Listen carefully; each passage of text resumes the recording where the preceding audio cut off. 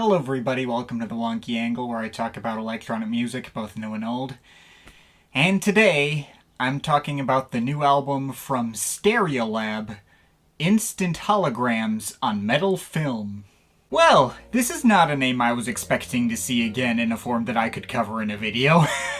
Stereolab are a British and French indie pop, rock, lounge, and electronic group, mostly helmed by guitarist and keyboardist Tim Gain and lead vocalist and multi-instrumentalist Letitia Sadier, also featuring Andy Ramsey on drums. Mary Hansen was a core member up until her passing in 2002 as a backup vocalist, guitarist, and keyboardist. Sean O'Hagan is an on and off contributor to most of their albums, and there's been a rotating cast of other backup musicians over the years. The current lineup also features Joe Watson as an additional keyboardist and vibraphonist, and Javi Munoz on bass guitar, both on backing vocals as well. I don't know how many people would necessarily expect this to be the kind of outfit I'd typically cover on this channel. They definitely sit on the border of a lot of different genres, and I wouldn't even classify their first handful of albums as electronic at all. But they're in that just electronic enough category, and even at their least electronic, I feel like their clear influence on genres and scenes I do have more expertise in is able to push them within my format boundaries anyway. I think there's a pretty direct through line between their success and the success of, say, these guys on my shirt, for instance. And I've made plenty of references to them offhand in other videos over the years, so my being a fan of theirs is really not a secret at this point. I want to say I first got into them around early 2020-ish, before the pandemic hit. I sat through their entire studio album back catalog back then while hoping to catch up on some influential names on the scene I might have missed while loosely working on this addendum video to add on to my old favorites of all time list. And they definitely turned out to stick with me longer term. Albums like Emperor Tomato Ketchup and Dots and Loops have since grown on me to become particular longtime favorites, and I still regularly come back to their stuff every now and then. I may not have loved everything they've put out, and I always felt like they had a bad habit of letting their albums run on too long for their own good, even including the big classic ones. But the sound they delivered, combining 60s bubblegum pop, experimental electronics, French touch, krautrock, Brazilian music and bossa nova, shoegaze, post-rock, lounge jazz, musique concrète, and more, with lots of left-wing political lyrics and bright, colorful aesthetics, was way too uniquely one-of-a-kind and easily replayable to deny. They may not be a group I'm in the mood for all the time, but they carved out such a specific niche in my listening habits that no other group in existence is able to fill in the same way. So as per usual, in order to provide a more detailed look at my history with their music, I'll be giving my quick thoughts on their previous studio album discography so far. Just studio albums, no compilations or EPs or any of that, since there's too many of those, and I think the main albums gave me way too much to say as is, but yeah, let's get into that. Okay, so we're starting out in territory pretty squarely outside of my format. This is primarily a regular rock album with shoegaze and indie pop elements, but even if the band is mostly just in prototype form at this point, you can hear the pretty unique blend of influences from retro 60s French lounge pop and krautrock peeking through the noisy and aggressive guitar soundscapes. I never liked it enough to keep around longer term, and I probably won't be coming back to it after I put this video up, but it was generally nice enough for what it was on return visit. Certainly more straightforward and to the point than pretty much any of their subsequent efforts. Their major label debut here is an even more fully realized version of what the last album did, getting even more experimental and out there with arrangements that were much longer and more expansive. Although I'll be blunt and say this is quite handily the album of theirs that is least my personal cup of tea. So much of the running time is just monolithic and noisy guitar and organ drones and somewhat one-note chugging guitar riffs coming together in winding krautrock-inspired jam sessions that, while fun in moderation, get to be a major headache over the course of an album that runs on over an hour. I totally get why other people would love this and consider it a classic. I can easily understand the psychedelic appeal of it, but I never really cared for it that much myself and always found it more monotonous than anything. But here's the first album of theirs to start introducing more overt electronic elements, and funnily enough, it's the first album of theirs that started to pull me in more. Well, the electronic elements on this album are not the reason this album pulled me in more than their last two. Any synths here are barely present window dressing added for a very slight bit of space-age flavor to an album that otherwise still squarely falls within indie rock and indie pop territory. But what I liked more about this album was their newfound focus on hooks and melodies, and their tightening up of their song structures to make for much punchier and more accessible tunes. The album's lead single, Ping Pong, is like this bright and peppy 60s-style bubblegum pop tune with lyrics about the evils of the military-industrial complex.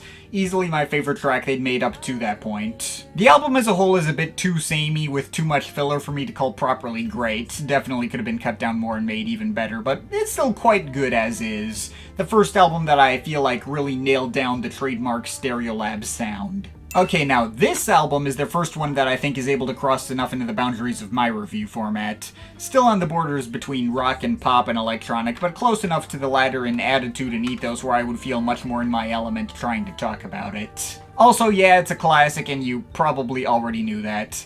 Just hearing, iTunes previews of the first two tracks was immediately what convinced me that I needed to look into this band. The 8-minute build of metronomic underground with its funky guitars, squelchy electronics, psychedelic atmosphere, and vocal harmonies was freaking awesome.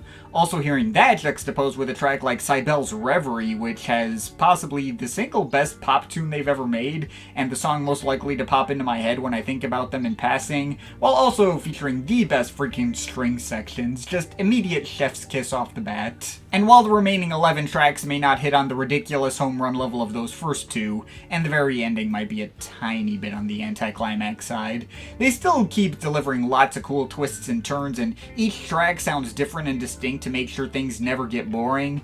There's no outright skips here. It's an extremely close race between this album and their next one for my favorite project they've ever put out. But of course, this is their first unambiguously electronic album, leaning entirely into the space-age pop and lounge jazz sounds all the way through, with entire sections dedicated to experimental synth noodling, especially heard on moments like the 17-minute centerpiece Refractions in the Plastic Pulse, which is possibly my favorite track they've ever made, full stop. They even got the guys from Mouse on Mars to co-produce the whole project. In terms of which album of theirs that's brought me in for the most repeat listens over the years, this one wins by a fairly significant margin. If I ever just want to soak myself in their aesthetic, this is going to be the first one I go to. The mixes of synths, vibraphones, retro-style guitars, quirky organs, and even full horn sections are just so irresistibly tasty. The only reason the race between this and Emperor Tomato Ketchup as my favorite album of theirs is so close in my mind is because this album's still like 1 or 2 tracks too long.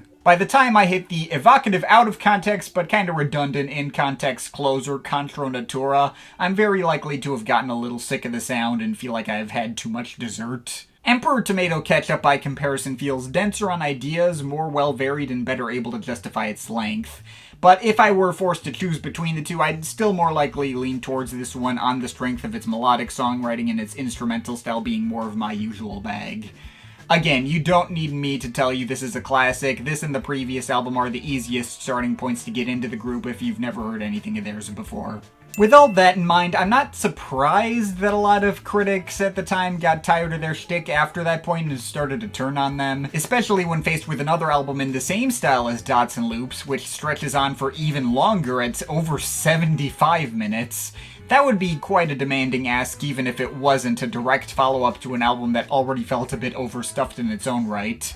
You're just giving people so much ear candy they're getting stomach aches. But I'm also not surprised that critics looking at this one retrospectively came back around on it since, well, first of all, it's obviously not like anyone else was doing this specific brand of experimental lounge pop, let alone executed this well. But second of all, if you are able to give this album its own space, you'll get a solid expansion on the last album's sound that gets even weirder and more creatively out there in many moments, using its densely arranged instrumental flares in more unexpected ways, but still bringing the strong tunes that can occasionally even hit on a few deeper emotional notes than even Dots and Loops did. It may easily be their longest album, but their wider variety of sounds ensured I still felt the length on this less than, say, Transient Noise Bursts or even Mars Zodiac Quintet. I already remembered liking it when I first heard it, but it was even better than I remembered coming back to it now. Obviously not as good as the last two, and it's not what I would call an easy listen, but I think I would just barely call it great, and I think we can all pretty much agree that it did not deserve what Pitchfork did to it. Jesus. That said, I feel like most of my favorite aspects of Cobra and Phases were tightened up and refined for this album, which wastes much less time showing you its true power level. Hitting you with crazy prog epics right out of the gate and more instrumentally dense and complex arrangements than ever before.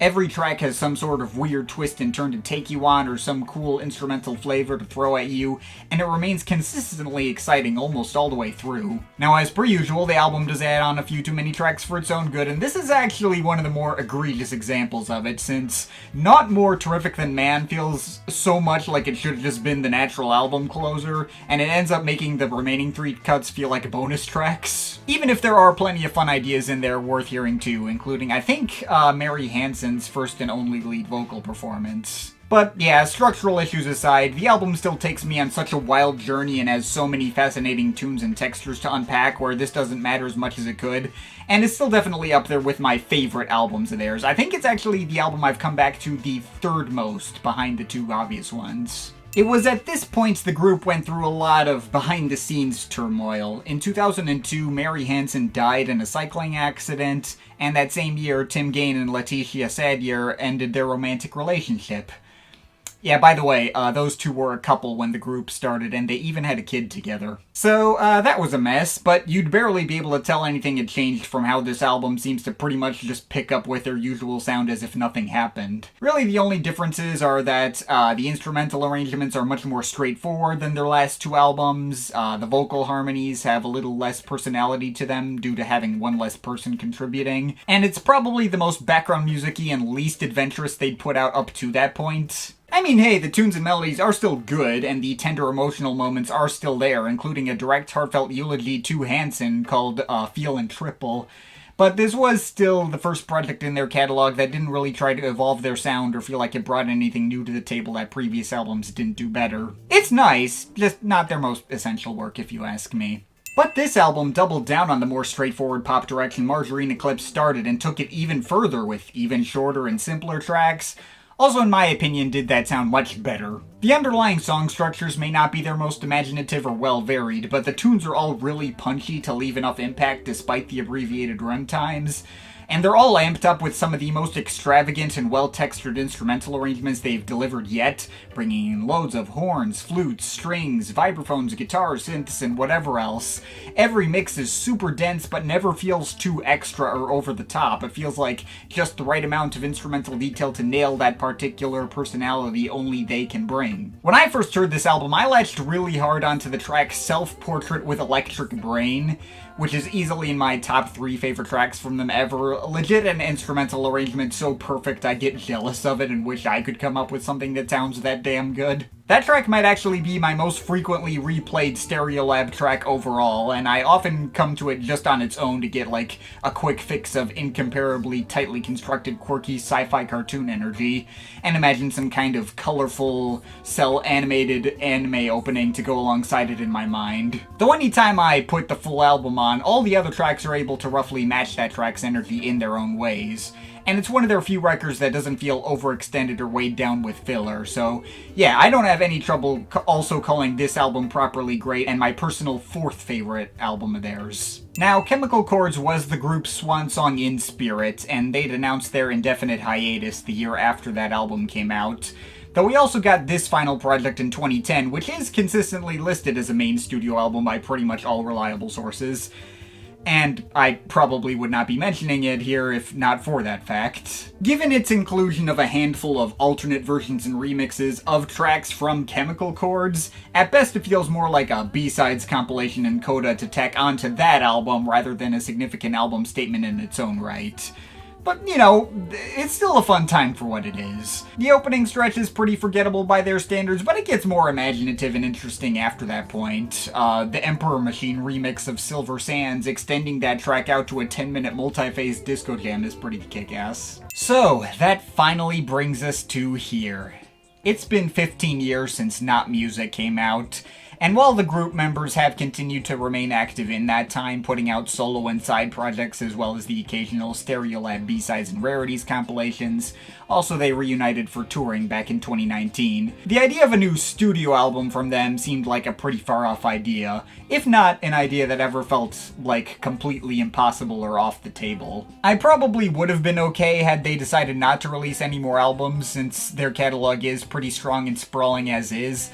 But of course I was immediately excited by the idea of a comeback record once it got announced. Low-key had my fingers crossed for a moment like this to come, if only because it would give me the opportunity to make a video like this highlighting them. Now, I had a pretty strong suspicion I knew more or less exactly what to expect out of this album. Stereolab albums, especially after Dots and Loops, stick to a certain kind of sound and style without deviating too heavily from that formula. But I jumped in happy to get more brand new stuff from them regardless, and yeah, this is definitely a new Stereolab album in 2025, alright. Pretty much got exactly what I expected to get, and little to nothing in the way of surprises. If you've heard literally anything they've done from the end of the 90s onwards, you should know what you're getting into, and whether or not this will appeal to you. Sonically, it's the exact same blend you'd expect of retro 60s bubblegum pop, indie rock, and lounge sounds with quirky synths and colorful aesthetics, and Sad Year's usual downbeat singing in French and English. The instrumental arrangements are not exactly on the most evocative they've ever delivered. It really kind of feels like they're doing something on the more straightforward side a la Margarine Eclipse.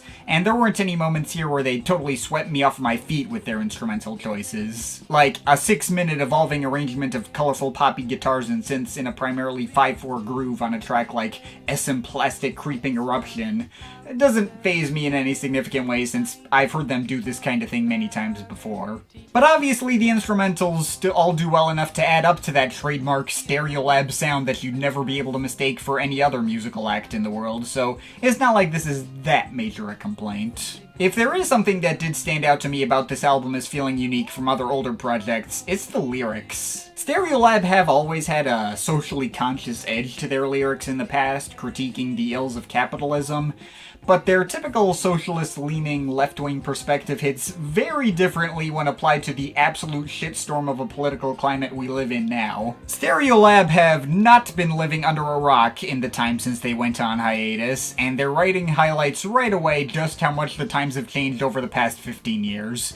When I first put on the functional opener and lead single Aerial Troubles, and the very first line was, "The numbing isn't working anymore," followed by other lines discussing the constant cycle of meaningless consumption and how unequipped our capitalist systems are to address the current problems of the world, that hit me like a gut punch immediately, like, oh fuck, ouch, that's right, we're not in the 2000s anymore. I mean, when Stereolab's last album came out, that was still in the era before everyone had smartphones and social media, before we had to worry so much about fascism taking over the governments of multiple major countries in the world, including the US, and genocides and widespread hate campaigns against minority groups. And the lyrics on this album do not dance around that reality, directly discussing government corruption and willful distortion and ignorance of truth on tracks like Melodie is a Wound and Vermona F Transistor, also highlighting the widening gap in wealth inequality and slow dissolution of the middle class on the track Color Television, or just more broadly talking about living in increasingly uncertain times on If You Remember I Forgot How to Dream Parts 1 and 2. Part 1 has lines about permanent revolution of which implications are yet beyond our grasp, or how we belong to the earth but don't own it.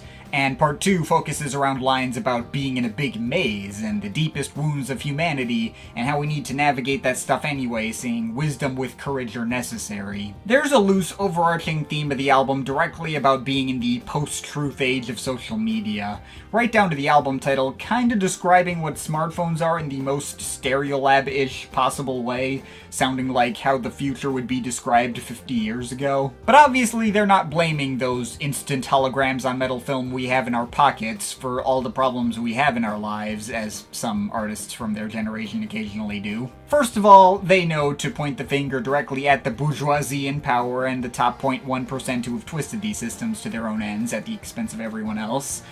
I gotta use the word bourgeoisie in a Stereolab review, obviously. They have much less to say about the tech itself than they do about the way people in power use it, which I think is the much more productive way to actually go about the discussion. But second of all, they make sure that their picture of the world we live in isn't completely hopeless either. While they're not exactly here to offer solutions to the overwhelming problems with the current state of society, there's a lot of tracks here about how we can continue to keep trying to survive under it through an interesting semi-religious angle. Not like organized religion like Christianity or anything like that. It's more like religion and the divine in an abstract sense. Finding spirituality and purpose within yourself, explored on tracks like Transmuted Matter, for instance. There's also one track called Le Coeur et la Force, which I feel like might be a metaphorical discussion on how our more connected world could also be used for good instead of for malicious ends. Some of the lyrics in French loosely translate to, "From one heart, our intentions are sent to the universe," or "Eternity is lent to us," with mentions of divine strength. I kind of interpreted that track as being about how the internet can bestow you with the power of a platform in delivering your message to a large audience from anywhere in the world, as well as the responsibility that comes with that. I could be off on my interpretations on these things. A, because I'm not French, and B, Stereolab have always been a fairly literate band who can sometimes get somewhat oblique with their lyrics, even when they're in English. Although, on the whole, their social commentary on this album does feel much more specifically targeted than usual in a way that's not that difficult to parse. I think it's quite incisive, and it's good to hear them still feeling as on point in their societal observations as ever. Now, granted, an album that puts most of its eggs in the basket of lyrics and messaging, even if they do feel as on point as these, isn't necessarily going to keep me invested if it doesn't also have the music to back it up. And, well, again, this isn't really among the most imaginative Stereolab albums we've ever gotten, and much of it sticks to familiar formulas for them. There are still plenty of strong tunes to go around. Their melody game is still as sharp as always, and they have just enough cool instrumental flares to keep me interested. I know when the album intro Mystical Plosives came on and I was treated to all these bright and flashy cascades of analog synths, I got pretty excited right off the bat and thought we might be getting one of their more electronic-leaning projects in a while, even if the rest of the album doesn't really commit to that. The only other major track to get that electronic is Electrified Teenybop, which is absolutely a bop as advertised, and its entirely instrumental mix of propulsive synth arpeggios, buzzing distorted bass, and almost breakbeat sounding drums, with even some melodic textures that sound like mellotrons thrown in there.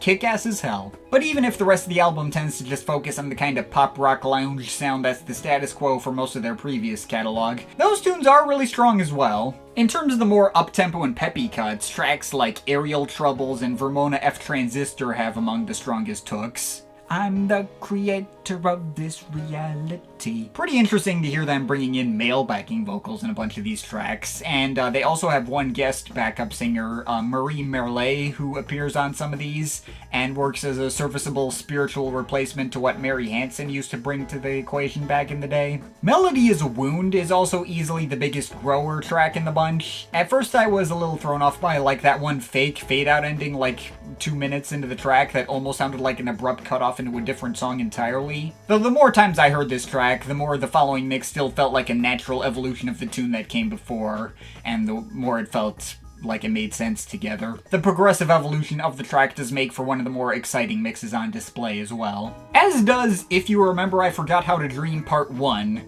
Well, Part 2 is not as much to write home about, actually makes for a comparatively anticlimax finish to the album.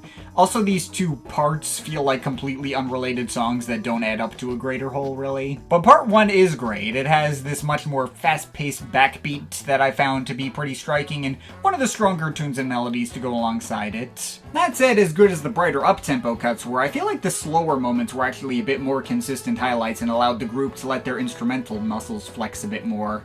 Like Immortal Hands, evolving through multiple phases, switching from a downbeat tune into a breezy, purely electronic beat, and culminating into a passage that has all these flashier horn sections. Or Transmuted Matter, delivering this low-key, laid-back lounge arrangements that gets heavier on the vibraphones. Always love me some vibraphones. I also really liked Flashes from Everywhere, which most of the running time sticks to the more energetic Stereolab formulas and delivers one of the stronger and more emotional tunes. But it also sticks out for its synth-heavy intro and outro, which do away with the drums altogether and almost border on being ambient ballads. And while Color Television was a track that I tended to like more for its lyrical subject matter than for how it sounded musically, I suppose the filtered guitars in the beginning adding up to a mix that seemed very lightly dub-influenced was one of the more interesting instrumental ideas on display here.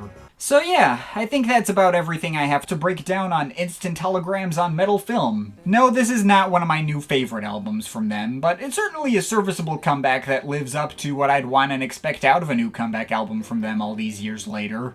It's obviously no Emperor Tomato Ketchup or Dots and Loops, but I was not expecting to get that anyway. Comeback albums from well-established legendary groups like them returning from long hiatuses are almost never that great, and I'm happy to get something which is more like middle tier by their standards. I would probably put this album above something like Margarine Eclipse, and maybe on a similar personal enjoyment level to something like Mars Audiac Quintet. I think that album's a little better, as its high points are markedly higher and more memorable, but this one makes much better use of its length than that one did. I went into this album half expecting a bunch of filler taking up the running time and making the experience feel longer than it was, since lots of their other albums do that. But that didn't happen for this one, so that was a pleasant surprise. Overall, even if this album isn't anything mind-blowing and they've done much better than this in the past, it's still a strong comeback that shows they haven't lost any of their touch over the past 15 years. And while there's better starting points to get into their catalog for the first time, I think this could make for a serviceable entry point as well if you so felt like it. It lets you know exactly what this band has always been about, and keeps their more frustrating aspects to a minimum. So yeah, this is a very solid album, great to see them back in the game. I'm overall feeling a 7.5 out of 10 on this. But of course, this is just my opinion. You can feel free to disagree with it, but I'd like to hear your thoughts, so leave the comments in the comment thing down there. Shout out to my Patreon supporters, they're awesome people. You want to add yourself to that list, link to my Patreon is in the description. But yeah, that's pretty much it. That's all for today. See you next time.